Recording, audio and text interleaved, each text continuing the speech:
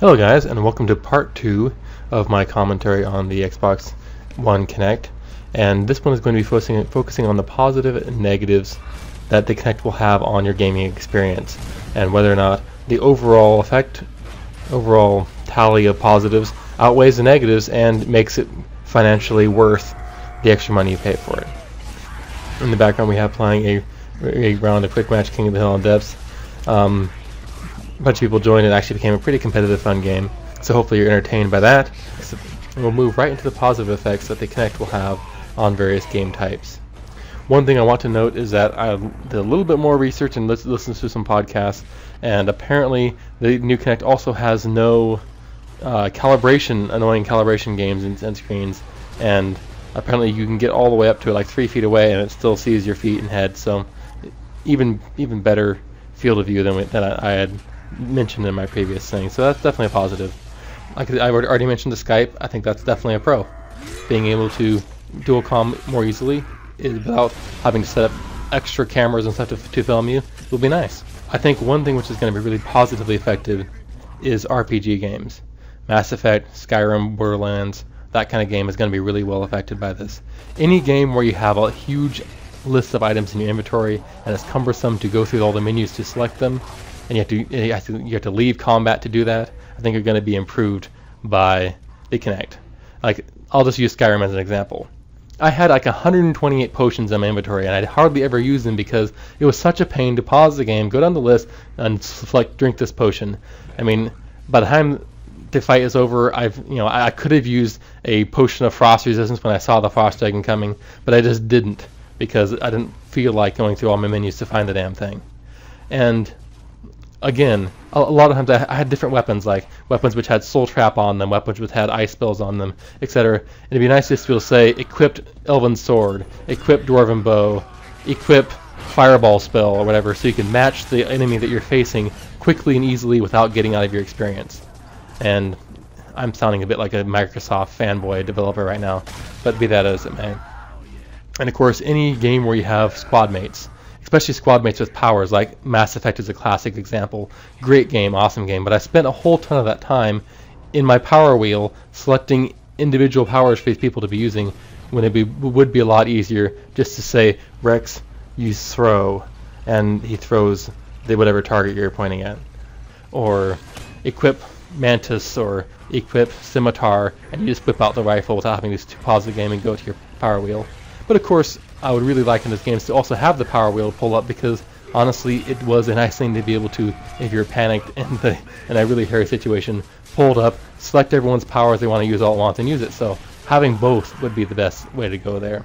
Now as far as the third stick goes and having the body tilt control anything, in an RPG game, yeah, I could see how it would be useful. Like in a Skyrim game, you could have a sword fight where you ducked or move whenever you moved your torso, and because I'm a player which reacts to what's on my screen anyway, naturally, it'd be nice to have that be an input.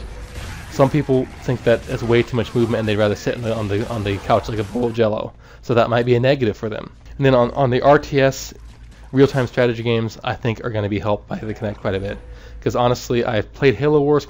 It was a fun, okay game, but the 360 controller is just cumbersome for controlling a real-time strategy game.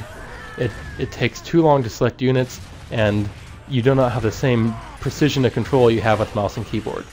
I think that the voice command coupled with the controller is going to allow you to do a much more precise and accurate control of your real-time strategy game. You can say select all tanks, or select all infantry, or select base 1, etc., and just go right to those places without having to find them on the mini-map, push over there, and then you could probably group all your units into the individual 1, 2, 3, 4, 5, 6, 11, 8, 9, 10 like it did on the keyboard, and say group 3 attack this target, blah blah blah.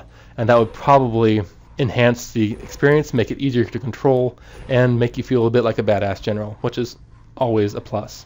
Of course, exercise games, that's just what Kinects are good at. Exercise games and sports games. Pretty much, why would you buy a Wii? You have better graphics, and you have sports games on the Kinect, and party games. Party games would be great on the Kinect. And I personally see that it probably, especially with the heart rate monitor and stuff, you can have some really good personal trainers on the Xbox One, especially apps which connect you with your friends so you can keep track and have healthy competition between them. and like have the heart rate monitored where it knows the ideal heart rate, and so it can raise or lower the intensity of the workout to match that. I might use that. I know most of you guys are like in your early 20s or teens or whatever, and you think that you'll never be pushing 30 and slightly overweight and wanting to use an exercise program, but you're going to get there one day. Anyway, moving on to shooters. I know a lot of you guys play shooters, and I play shooters myself. That's my main genre which I play. And the advantages for shooters are a little bit harder to see right now. And of course, there could be some developments which come along which make shooters more awesome in every way, which I don't see. Right now, I'm seeing some voice commands which will help you with navigating the campaigns where you have AI buddies. That would probably be easier for helping them do helpful things and not be entirely stupid. And I think that you might see voice controls maybe for weapons selection or power selection, which will help eliminate some of the buttons or free up some of the buttons on your controller for more useful things. Of course, one concern could be that your voice commands could be interfering with your mic, so the chat channel will be full of people selecting their weapons and not actually communicating with each other. And off the top of my head, it seems like the solution to that would be to have a button which you push to mute the mic, but I just don't know if that's going to be a problem issue one way or the other, and if they'll actually take steps to mitigate it if it is. On the subject of mics, if the Kinect can live up to its promise of being able to hone in on on an individual voice and only play that, it could really become a much more viable option as a mic replacement. The present Kinect model just wasn't that. Too much background noise. But if the Kinect can actually zoom in on an individual voice and only play that, that would actually be very useful. I thought about putting the third stick in as a positive aspect in a shooter game, but then the more I thought about it, like the example they gave was, say in Gears 3 you're in high cover, you pull the left trigger, it swings your whole body out, foot, arm, hip, and your whole body comes out and swings out and is exposed while you shoot. The left stick, the third stick would allow you to lean your torso, and just your shoulder and gun would peek around the corner. But the fact is that most savvy players already do that with lefty flipping and just moving to the edge of the cover without being in cover on it. So it's really a sort of a wash. That's just sort of a neutral. I can't see it being a really effective tool for shooter games right now, but maybe they'll surprise me. So our transition piece in this whole discussion is it's something that's both a pro and a con. The fact that all Xbox Ones will have a Kinect. And the reason why it's a pro is because right now the current Kinect is in a spiral of doom, where there's not very much good quality content for the Kinect. Therefore, very few people buy the Kinect, which means that the developers have very little incentive to create good content for the Kinect because they'd be effectively wasting their effort on the two people that actually have one, and so on and so forth, and so you never actually get good Kinect content. The fact that every Xbox One will have a Kinect means that developers are guaranteed to develop quality effort into making good Kinect products because they know that everyone has one. And so hopefully what that will do is create some really innovative, cool, and interesting ways to make the game better using the Kinect in ways that don't interfere with the game and don't make you stand up and wave your arms like a monkey.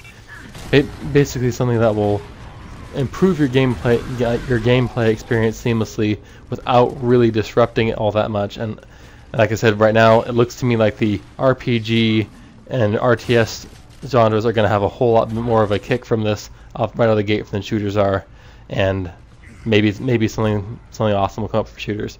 And of course, it would be negligent to say that the fact that all systems have a Kinect is also a big negative, because it means that all systems are more expensive. The people who actually use the Kinect, the people who like to play Dance Central and that's their favorite thing, are being subsidized by the people who don't like the Kinect at all and all they play is shooters, and maybe every once in a blue moon they say squad mate advance to point B. So that's one of the purchasing decisions you have to make when you think about the Xbox One, is whether or not the Kinect or whether or not the games you play are going to be benefited by the Kinect. Like I said, I really hope that the extra resources will come up with something awesome for shooters. Don't see it right now. And another con might be gamers might be forced into using things on the Kinect which they really would rather not use. Like if there's no alternate control for that particular function or feature. For example, in Skyrim, they had Fu Frodo. You could actually say that, and your character would do the zoom shout. be really awesome, make you feel like a badass, and actually feel like you're using the shouts. But what if that was the only way to access your shout, and you really didn't feel like shouting Fusroto at your screen, or you couldn't remember all the various things, because the only one I do know is Fusroto. So I mean, that shows how well I've learned them all. I don't have Kinect, but maybe if I did, I probably would learn more of them. So, or maybe you really like to lounge on the couch and play sort of leaning sideways, upside down, and that's your most comfortable position to game from. And now with the Kinect, you have to sit up erect and straight at a good posture to have it recognize your third stick input. And so that could be a real pain, I can see that. But any device which forces the modern, disrespectful little teenage brats to sit up straight and have good posture is probably actually a good feature. And having not played on it yet, I don't know how precise the controls are. All the reviews are good, but they could be people which Microsoft has sort of handpicked and know they're going to give them a good review. And raving about how precise they can see the little finger twiddle, and it can tell whether my pinky was raised as I drank my tea, and automatically switch to British accent or whatever. And that's one thing which I'll have to play with a Kinect to understand. And if there's an imprecise motion capture and it leads to imprecise control in your game, that will be a major frustration. So that's something which is to be seen. Lastly, it's a tiny bit creepy. Okay, it's actually a lot creepy. It's a little device which sits there watching you at all times, can see you in the dark, monitors your heart rate and your breathing practically, and just waiting for you to say Xbox on while being connected to the internet. And who knows, if some creepy stalker found out who looked to your Kinect, they would know everything about you. And so people have definitely expressed some concern about rumors that the Kinect will count the number of people watching a particular video, like if you download it off the internet, and then it would say that there's only a certain amount of people which are allowed to watch each download, and if you want to watch it with a greater, larger party, you have to pay more. Super Bowl with 50 is going to cost you $120, and that would of course be ungood and uncool. But I researched a little bit. I could not find any strong evidence that that's what's going to happen. It would probably be the individual video producers or content distributors that would enforce that. But the Kinect could definitely be a tool that could be used to enforce something like that. So there might be a small little line of products which are designed to thwart Kinects, like little lead-lined aluminum covers you stick over the top of it to prevent it from watching you, and maybe little couch cushion disguises you could put on so it can only count so many people in the room. And if you make $1 billion off that, remember to cut me in. It was my idea. So the overall verdict, in my personal opinion, I think that the enjoyment and the utility I'm going to get from the entire system as a whole because of the Kinect is going to offset the cost over the lifetime of the console. And I'm actually pretty happy with the Kinect being a part of it. If you feel differently, feel free to let me know in the comments. Please actually give an actual argument. Comments like, the Kinect sucks, Microsoft sucks, they're just a bunch of money-sucking whores, or whatever, don't really contribute to the discussion. I would appreciate if we have well-thought-out comments. And I look forward to discussing with you guys. So, until next time, goodbye.